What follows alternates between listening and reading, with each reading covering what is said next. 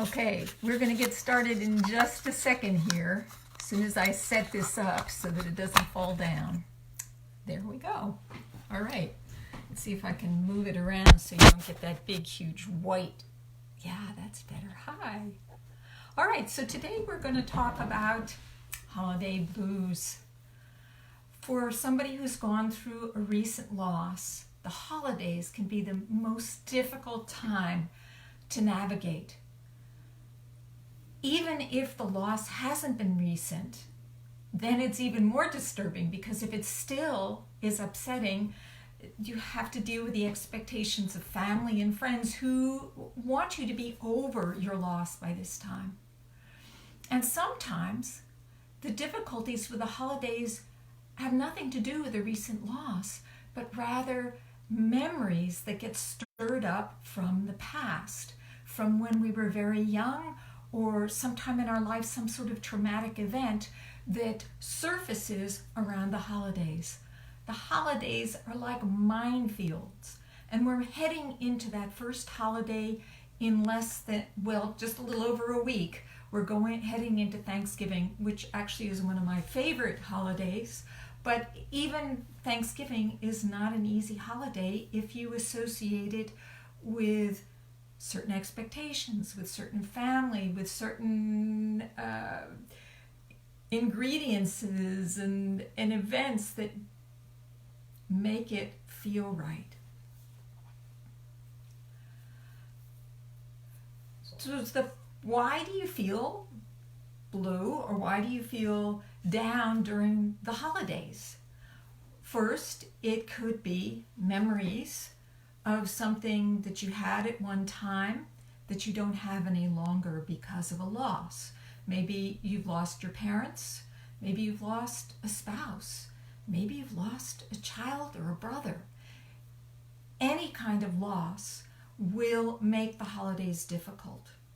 It could be the loss of a partner through a divorce, and even though you may be glad that the relationship is over, or feel like that was the best thing, the holidays are still going to be difficult. It triggers memories. And of course, we glamorize those memories. We remember the good times, or maybe we remember the bad times, and that makes us feel bad as well. And then there's the social pressure. You're expected to feel happy. You're expected to be having a good time because everybody else seems to be happy. Everybody else seems to be having a good time. And so you maybe feel a little out of sync when all the hype on the radio and the TV and on your Facebook are all about all the good things and the good pictures and the pretty foods and the gatherings and the get-togethers, and you're having a hard time. And so you feel out of sync. You feel like you don't belong. And belonging is really important for human beings because we're herd animals. It's important to belong, especially during the holidays, when you get the sense of who is your tribe? Who do you belong to? And if you don't have that tribe, then it can be really trying. Suppose you've lost your friends. Suppose you're all alone. At the holidays, it's the worst time.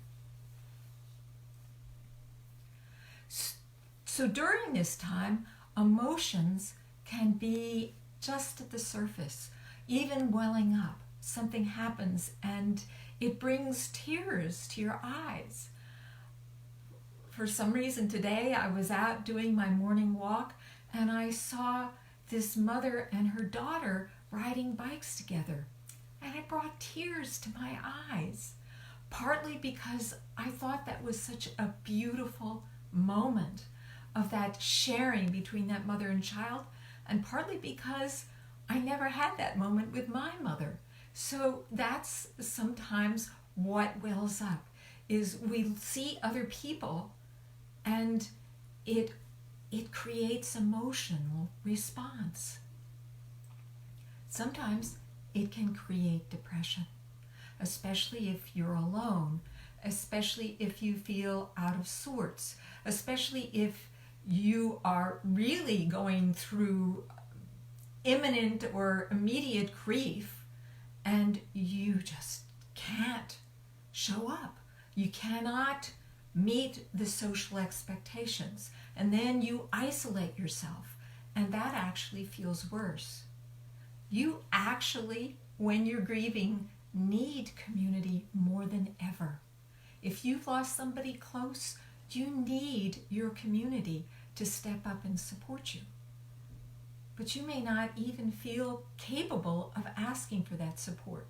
And if you're grieving, then you feel bad because you're a downer and you're not in the festivities, or your family members, they try to cheer you up, and then you feel worse because you can't give them what they want. And they want to be heroes. They want to be successful, and you can't give it, and then you feel bad. So these holidays are difficult because there are very high expectations set, both from childhood and what we learn to associate with the holidays, the glamorized memories of how the holidays are. Take a moment to think about what your childhood was. Either it was blissful, or it was chaotic, or it was maybe horrible. Any one of those things is going to stir up emotions for you at this time of year. My own holiday memory is of sharing Thanksgiving at my grandparents'. And my grandmother would cook this turkey, and we would all crowd into her tiny dining room and share this amazing feast. And there was this sense of warmth and not so much warmth, because my grandmother wasn't all that loving a grandmother. And yet here she was, slaving over the stove. She set the precedence for the perfect turkey, which I have never quite been able to replicate. And this feeling of family. And I came from a very large family, so there was a sense of this huge tribe. And now there's just me and my husband. My parents are dead, his parents are dead. We're going to get together with his sister this year. But the rest of my family is back in the East. And so that brings up emotions too, doesn't it? Where are your family members? What are your relationships with your family members right now? Do you still have a closeness with your siblings, for example? Do you have any siblings? Then there's the advertising hype. There's what's going on in the stores and all the people bustling around, and the actual physical energy that is being put out by other people, some of which is stress, because there is such a high expectation about having it perfect, having it right. And if it isn't right, then we're a failure. That's a hard bump to navigate when you have this expectation of perfect. And even if you do your best, if it doesn't meet, if you don't end up feeling that warm, cuddly, fuzzy feeling, then you are left with that emptiness. And if you've lost somebody, it's really hard to reproduce that warm, fuzzy feeling, because all you can remember is how it was when that person was alive. In fact, that even comes up for me, and even though it's been a number of years, many years since my parents died, many years since I've spent a Thanksgiving with my family, many years since I've spent a Thanksgiving with my husband's family. And yet those memories are so vivid, they're so entrenched. So I'm going to give you, I promised, a couple of keys, 3 keys for navigating this difficult time. To begin with, you have to think about grief, or I invite you to think about grief as a biological process. Instead of something that is an illness or is something, some sort of psychological aberration. It's actually a biological process. It's a response of the body to a loss of bonding. And as I said, it could be the loss of bonding through death, or it could be divorce, or it could be your children have grown up and they're not coming back for Thanksgiving this year. Anything in which the bonding that your body has come to expect, and it is a body bonding. Mother Nature has created these mechanisms in which we bond with each other. And when those bonds are severed or they're broken, we feel grief. And grief on the biological level is very similar to a survival response. Chemicals are released in your body, and they feel horrible. And they're meant to feel horrible because Mother Nature is trying to make sure that you rebond, that you get the connection that you need as a human organism, as a human being, a herd animal, that you need to be bonded with other people. And if you can't fulfill that, you keep on getting this urge, this nudge from your body. Oh, I need to feel bonding. Now, there are a number of ways that you can handle that, even if you cannot recreate the family of origin, your initial, most brilliant, beautiful version of what Thanksgiving's about. There are ways to handle that. So let's look at the 3 keys. The first key is emotions. Those emotions are part of the grieving process. They're part of that survival response. There are chemicals in your body that elicit that emotional response.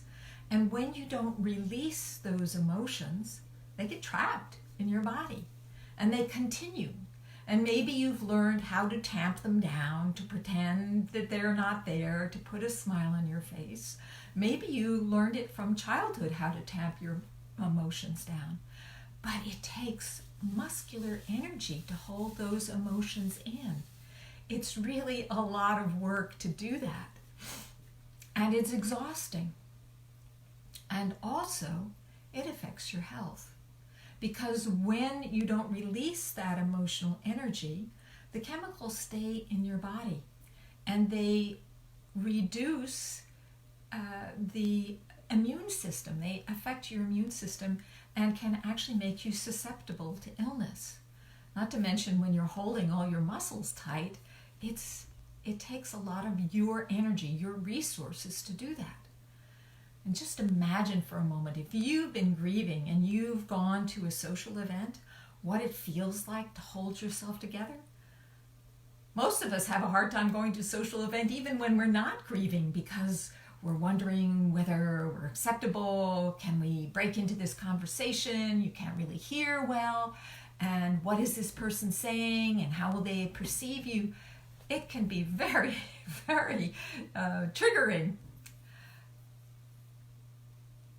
So the body has given you this mixture of chemistry to encourage you to rebond. And when you don't release the emotions, you get this nudge, and it's uncomfortable. And sometimes it's just not possible to rebond. But you could try and get some hugs in to help you out. So that's the emotional component. Take care of your emotions. Number 2 is the thoughts. Thoughts go hand in glove with your emotions. When you're feeling bad, it actually triggers your mind to come up with reasons for why you're feeling bad. And those thoughts are generally not very happy thoughts. They're like, oh, nobody cares about me. Oh, I'm all alone. Oh, this is going to be like this for the rest of my life. Oh, I can't show up. I'm unacceptable. And those thoughts trigger more of those emotional chemicals. And so you get this loop, this cycling of feeling bad, thinking bad, feeling bad, thinking bad. So you want to break the cycle. And if you want to know how, we've got tons of examples of how to do that on my blog at secretsoflifeanddeath.com. So you can check that out. So those are the thoughts. And what you need to do is learn how to master your thoughts. The third key is what I call society. That's your community. Those are the people who you are connected with or not connected with. And it could be your immediate family, or it could be your friends, or it could just be your neighbors. Or it could be what you are perceiving on your Facebook account, your community, and how do they respond to you? Now, I've noticed that when people post that they're going through a rough period on Facebook, they get an outpouring of love and attention, probably more than at any other time when you post something on Facebook. If you're going through a time when somebody's dying or has died or is ill, there is an outpouring of attention, even from people you don't even know. I mean, somehow they became your friends you don't even remember, and there they are showing that. How does that feel? Does that actually make you feel better? Well, it probably does make you feel better. And yet we're tactile, we're human, we're feeling organisms, and that might not be enough. So the question is, how can you get more during the holidays? And if you can't, you may need to get some help.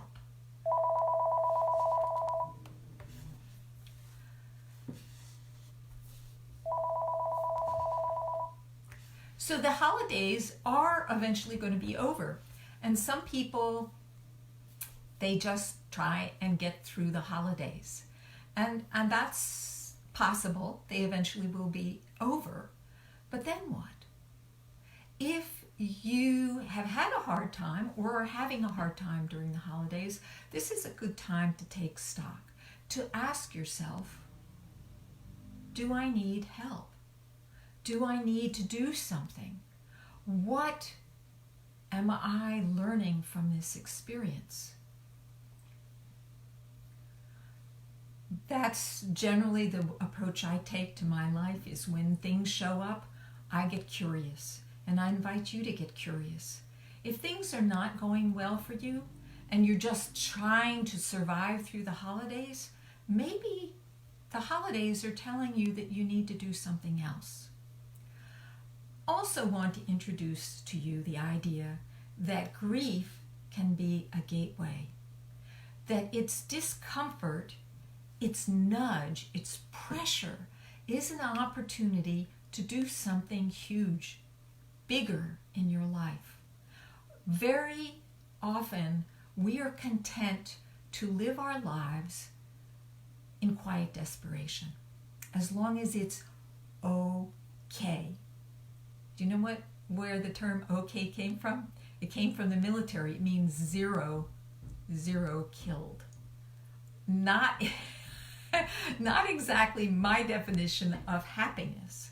And if you're just feeling okay, you might want to look at that. Do you want more in your life? Sometimes it's these times when we're uncomfortable that we get the impetus, we get the pressure to do something to change our lives. I believe that we are spiritual beings having a human adventure. And oftentimes our spirit is nudging us through various experiences in our lives to step up, to get back on the path, to really fulfill why it is we're here. Maybe you have no idea why it is you're here. Let's have a conversation. Hi, thank you for joining. Yes, let's have a conversation and find out how I can help you to discover where you need to go next. What is your loss? What is your grief? What is your emotional situation pressuring you to move towards? And let's see if we're a match and we can work together. You don't have to stay at okay. Life has so much more to offer you than just okay. That's all I have for today. Hope you have an awesome holiday. And if you don't, take it as an opportunity to get curious, to say, maybe I need to do something. And maybe one of those things is to reach out to me. There is a link in my comment section which tells you how you can schedule a 15-minute introductory conversation with me. If you are feeling bad, if you are feeling blue, that's your body telling you something really important. Pay attention. Don't ignore it. Listen to your body. That's all I have for today. Hope you enjoyed this. Be brilliant, and bye for now.